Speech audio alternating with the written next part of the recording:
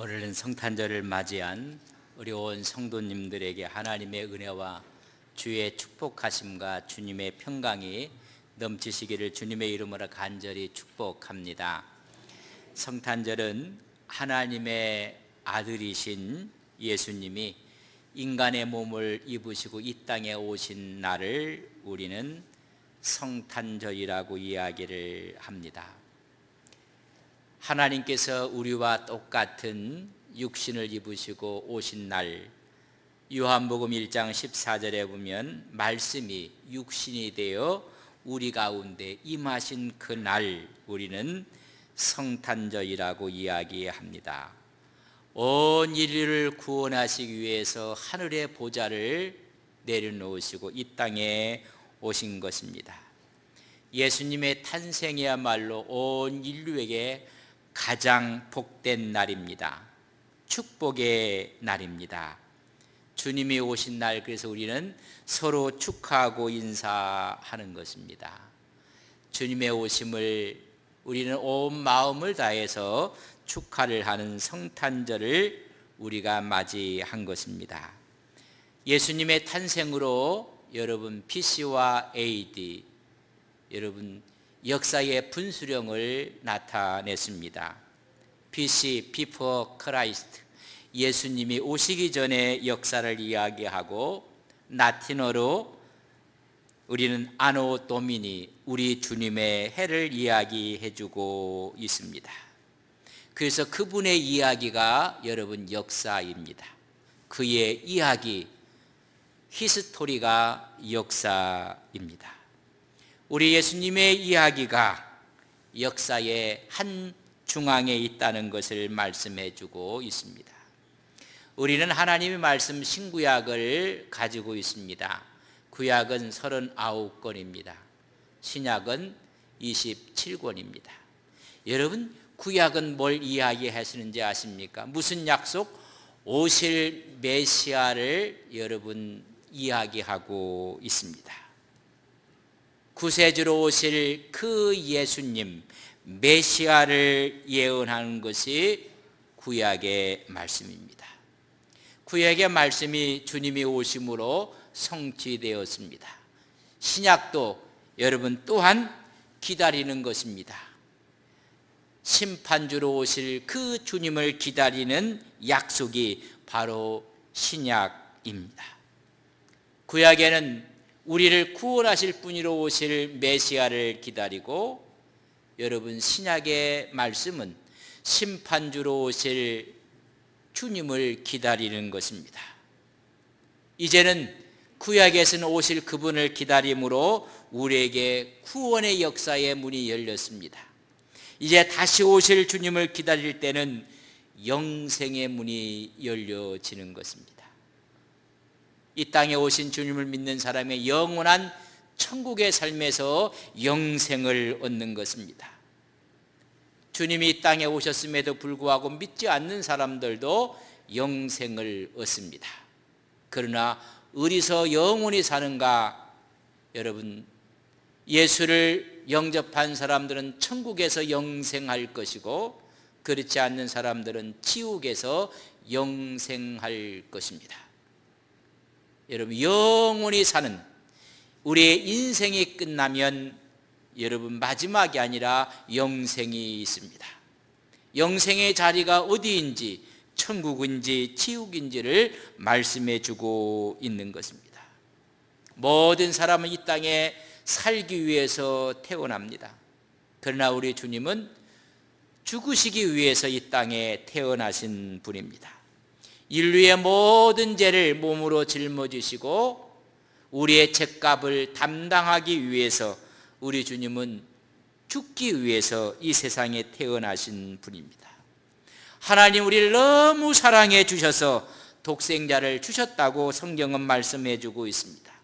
요한복음 3장 16절에 보면 하나님이 세상을 이처럼 사랑하사 독생자를 주셨습니다. 이 땅에 태어나게 하셨습니다. 우리를 멸망하지 않고 영원한 영생을 얻게 하려 하심이라. 이렇게 주님이 오실 것을 구약에는 350여의 예언을 해 놓으셨습니다. 창세기부터 창세기 3장 15절에 보면 여자의 후손으로 올 것을 예언을 하셨습니다. 사무엘 하 7장에 보면 다윗의 혈통으로 오실 것을 예언하셨습니다. 미가서 5장 2절에 보면 어느 땅에 올 것인가, 베들레헴에 온다는 것을 말씀해 주고 있습니다. 이사야 7장 14절에 보면 처녀의 몸으로 이 세상에 오실 것을 예언해 주고 있습니다. 이런 예언들이 구약에는 350여 회가 나오고 있습니다. 이 예언이 한 사람을 가리키고 있으며 베들레헴에서 나실 처녀의 몸으로 나실 메시아를 이야기해 주고 있습니다. 여러분, 이것이 맞을 확률은 거의 없습니다.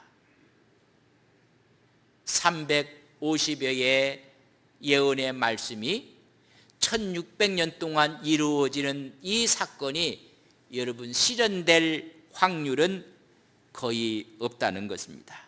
그러나 이것이 이루어질 수 있는 확률을 천문학자요 수학자였던 미국의 피터 스토니 박사가 이런 확률은 어떤 확률인 것을 이야기했습니다. 텍사스주에 동전을 1.5m로 전체를 다 뒤덮은, 텍사스주는 우리나라보다 훨씬 큽니다. 거기다 하나 동전에다가 표시를 하고 텍사스 전체를 1.5m로 여러분 동전을 다 깔아 놓았습니다. 하나에게만 표시를 했습니다. 그래서 어떤 사람이 그렇게 넓은 곳을 왔다 갔다 하려면 여러분 비행기를 타고 왔다 갔다 했어요. 그렇게 왔다 갔다 하면서 어느 한 지점에 내려서 걷고 또 걷고 해서 하나를 딱 집었을 때 이루어질 확률이라는 것입니다.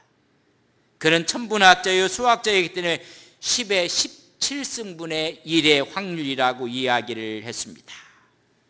여러분, 불가능하다는 이야기입니다. 그러나 그 불가능한 사건이 주님이 이 땅에 오심으로 이루어졌습니다. 하늘에는 영광이요 땅에는 기뻐하심을 받는 사람들에게 진정한 평화를 주시기 위해서 이 낮고 낮은 땅에 직접 내려오셔서 우리의 몸을 입으시고 우리에게 구원의 산길을 열어 놓으셨습니다.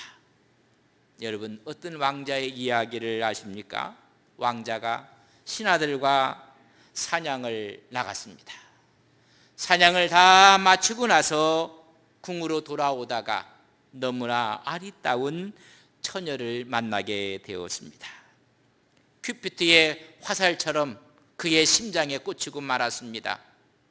너무나 아름다운 처녀를 바라보고 마음속에 사랑의 마음이 싹트기 시작했습니다. 마음을 다 흔들어 놓고 말았습니다.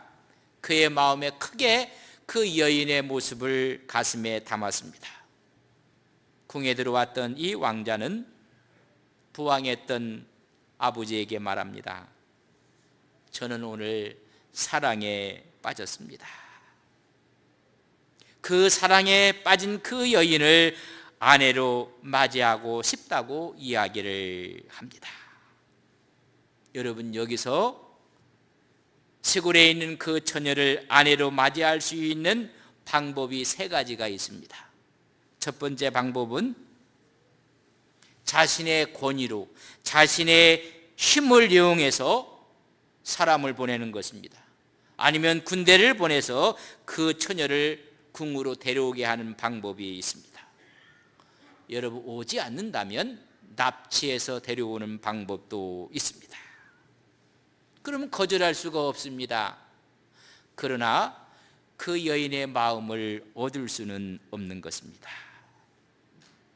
사랑은 강압에 의해서 요구되는 것이 아닙니다.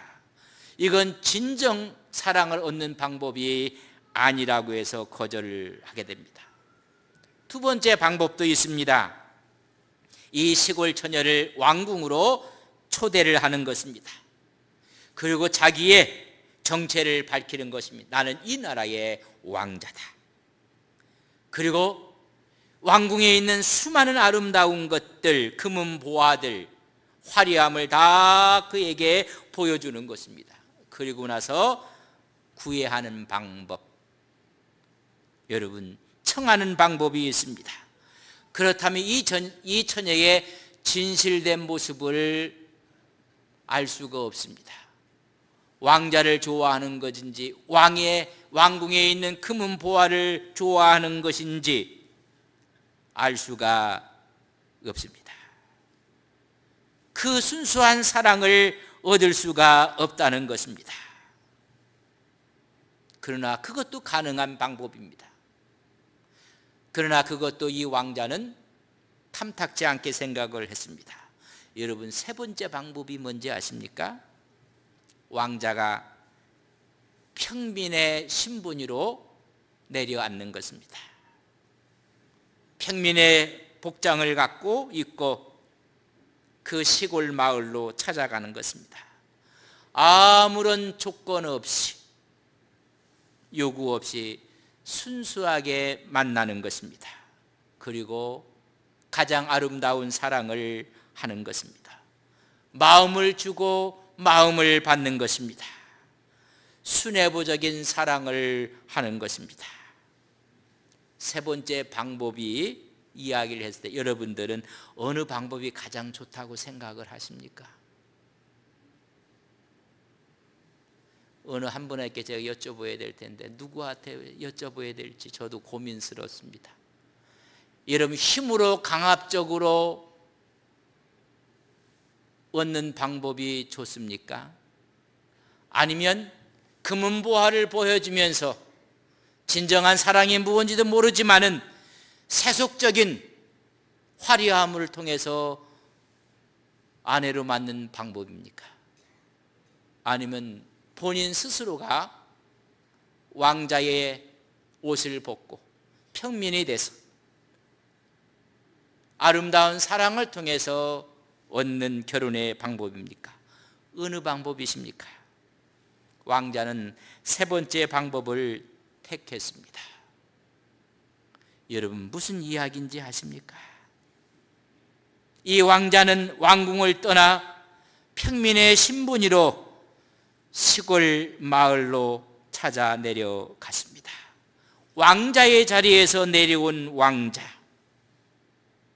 마침내 시골의 처녀를 만났고 진정한 사랑을 이루어서 기쁨으로 그 여인의 사랑을 얻고 신부를 왕궁으로 데리고 오는 것입니다. 우리 하나님께서 하늘의 보좌를 버리시고 우리와 똑같은 몸으로 이 땅에 오셔서 33년 함께 살면서 우리와 고초와 아픔과 고통을 당하시고 우리의 마음을, 우리의 신앙을, 우리의 고백을 받고 싶어 하신 것입니다. 우리를 영원한 신부로 맡기 위해서 너무나 우리를 사랑하기 때문에 하늘의 보좌를 잠시 내려놓으시고 인간의 몸으로 이 땅에 오신 것입니다. 성탄이야말로, 주님이 이 땅에 오신 이 사건이야말로 인류 최고의 축복입니다. 우리 모두에게도 축복인 것입니다. 하나님이 사람이 되시고 그분이 인자가 되신 그날, 우리는 그날 성탄절로 맞이하고 하나님께 예배와 찬양을 드리고 있는 것입니다. 우리를 사랑하셨습니다. 아니, 나를 사랑하셔 주셔서 하늘 보좌를 버리시고 이 낮은 이 땅에 오셔서 우리에게 사랑의 모습으로 다가오신 것입니다. 바로 이것이 성탄절의 의미입니다. 이런 의미를 갖고 있는 성탄절을 처음 맞이한 사람들이 오늘 본문에 나오는 사람들입니다. 이 주님의 오심을 전한 사람은 사람이 아니라 천사들이 전합니다. 오늘 본문 2장 10절에 보면 천사가 이르되 무서워하지 말라, 내가 온 백성에게 미칠 큰 기쁨의 좋은 소식을 너희에게 전하노라. 이 엄청난 하나님의 인간이 되셔서 구원하시는 소식을 천사들이 전한 것입니다. 누구에게 전했습니까? 8절에 보면 그 지역에 목자들이 밤에 밖에서 자기 양떼를 지켰던 목자들에게 이 가장 아름다운 소식, 좋은 소식을 전했습니다. 여러분, 목자들이 누구입니까?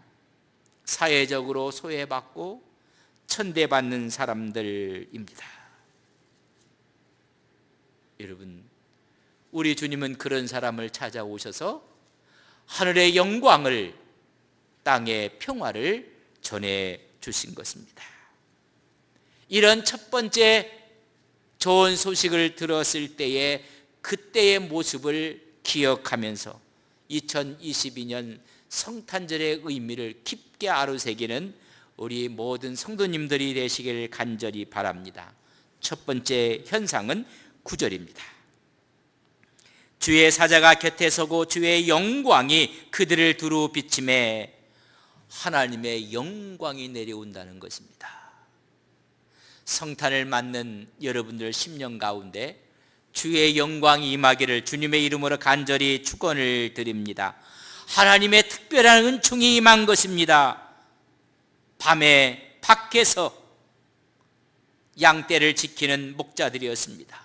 이때 이스라엘은 노마의 지배를 받고 있었습니다. 식민지 삶이었습니다. 힘들고 지치고 소망 없는 그들의 모습입니다. 거기에 주의 영광이 비쳤다는 것입니다. 나라의 모습을 바라보고 실망했을 것입니다. 이제는 끝이 아닌가? 아닙니다. 다른 시작인 것을 말씀해 주고 있습니다. 목자들에게, 가장 낮은 자들에게 하나님의 영광이 임한 날입니다.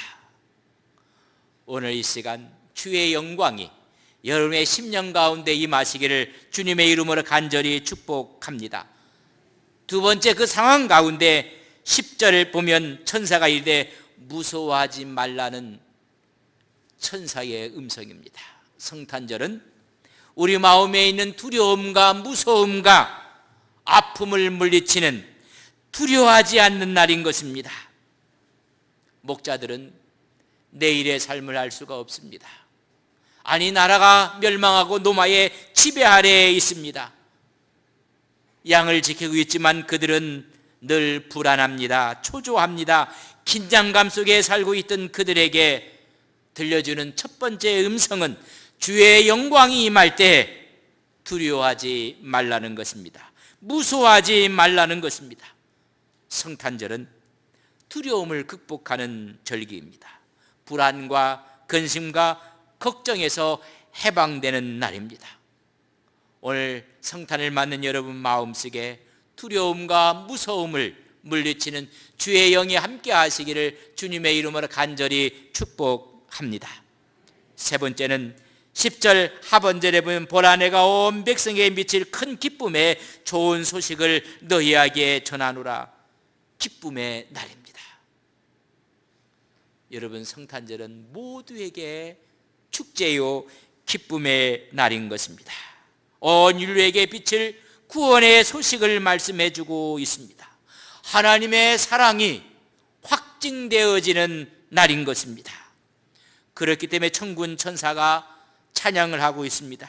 누가복음 2장 14절에 있는 말씀을 한 목소리로 우리 읽겠습니다. 같이 보겠습니다. 지극히 높은 곳에서는 하나님께 영광이요, 땅에서는 하나님이 기뻐하시는 사람들 중에 평화로다 하니라. 평화의 왕으로 오신 그분을 영접하고 그분의 의미를 다시 깨닫는 날인 것입니다. 하늘에는 하나님의 영광이 선포되고 땅에서는 기뻐하심을 입은 자들에게 하나님의 평화가 선포되는 날인 것입니다. 하나님께 은총을 받은 자들, 하나님께 택함을 받은 자들, 구속과 해방의 날인 것입니다. 안식과 평화와 안정의 날인 것입니다. 불화가 아니라 화해입니다. 분쟁이 아니라 평화입니다. 지극히 높은 곳에서는 하나님이요 하나님께 영광이라고 했습니다. 그렇다면 이 땅에서는 기뻐하심을 받은 자, 택함을 받은 자들 가운데 평화로라. 오늘 성탄을 맞는 여러분 심령 가운데 주님의 샬롬의 평화가 깃들기를 주님의 이름으로 간절히 축원을 드립니다. 주의 영광이 임합니다. 이제는 두려워하지 않습니다. 무서워하지 않습니다. 주님의 기쁜 소식 앞에 우리는 하나님의 은혜의 평강이 넘쳐납니다. 2022년 어렵고 힘든 한 해를 달려오고 있습니다. 여러분 심령 가운데 주님의 오심의 평화가 여러분 심령과 가정과 생업과 섬기는 교회와 이 나라 이 민족 전 세계 위에 주의 평화가 깃들기를 주님의 이름으로 간절히 축원합니다. 우리 다 함께